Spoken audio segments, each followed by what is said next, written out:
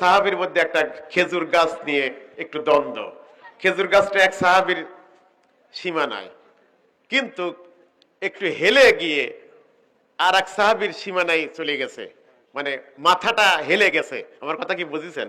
এরকম থাকে না?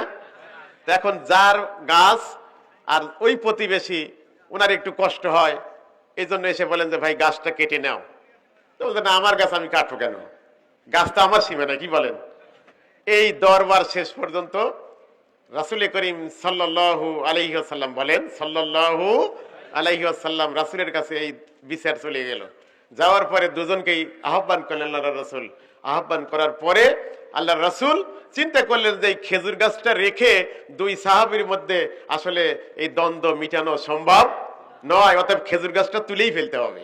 তো তখন আল্লাহ রাসূল বললেন, ওই খেজুর গাছের যিনি মালিক তাকে বললেন যে কি, তিনি উসকাকা, তোমার এই খেজুর গাছটা আমাকে দিয়ে দাও, আমাকে দাও।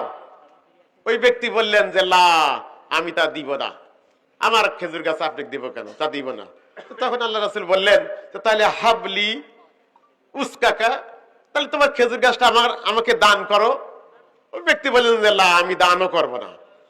তখন আল্লাহ রাসূল বললেন যে বেনি উসকাকা, এই খেজুর গাছটা আমার কাছে একটু বিক্রয় করো, আমি তো দাম দিব, বাজার দরে যে দাম হয় সেই দাম দিব। বেনি উসকাকা, তোমার এই খেজুর গাছটা আমার কাছে বিক্রয় করো। ওই ব্যক্তি বললেন যে লা, আমি বিক্রয়ও করব না, মানে ঝামেলা জিয়া রাখবে, ঠিক আছে না? যেমন আমার স্বভাব, তাই না? কি ভাই কিছু মনে করলেন? এইবার আসেন সর্বশেষ কথা। আল্লাহ রাসূল বললেন যে তিনি উসকাকা, তোমার এই খেজুর গাছটা, দুনিয়ার এই খেজুর গাছটা আমাকে যদি দাও, দিয়ে দাও, বি ইসকিন ফিল জান্নাহ, জান্নাতের একটি খেজুর গাছের বিনিময়। এই বাস বিনিময় অর্থে খেজুর, মানে জান্নাতের একটি খেজুর গাছের বিনিময়ে আজকের এই দুনিয়ার খেজুর গাছটা আমাকে দিয়ে দাও, একটু গোলটা একটু মিটিয়ে দেই, গন্ডগোলটা। আচ্ছা বলুন তো ভাই, দুনিয়ার এই একটা খেজুর গাছের দাম কত হতে পারে ভাই?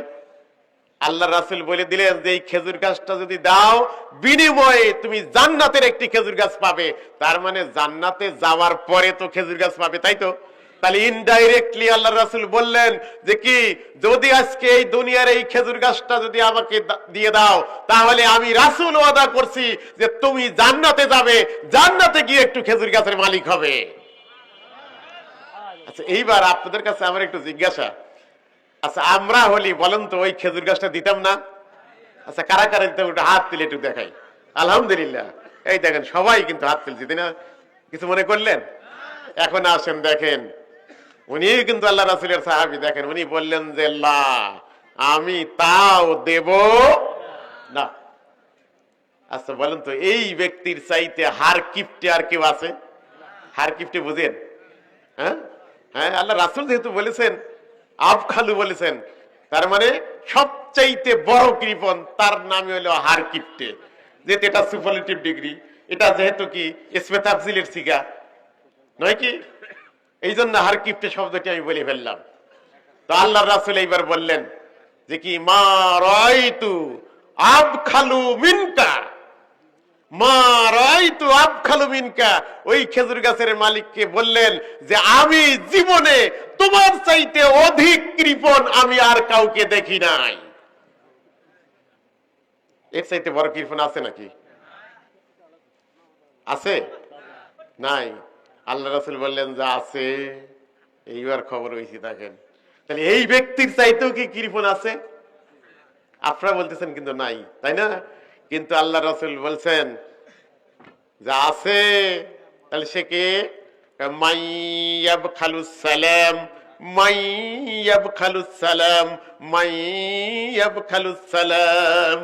আল্লাহু আকবার। যারা সালাম দিতে কৃপণতা করে তারা এই ব্যক্তির চাইতেও বড় কৃপণ, হার কিপটে। আবখালু শব্দটা ব্যবহার করেছেন আল্লাহ রাসূল। তাহলে প্রিয় ভাইরা আমার, আপনার কি সালাম আমরা একটু বেশি করে আমরা দিতে পারি না ভাই?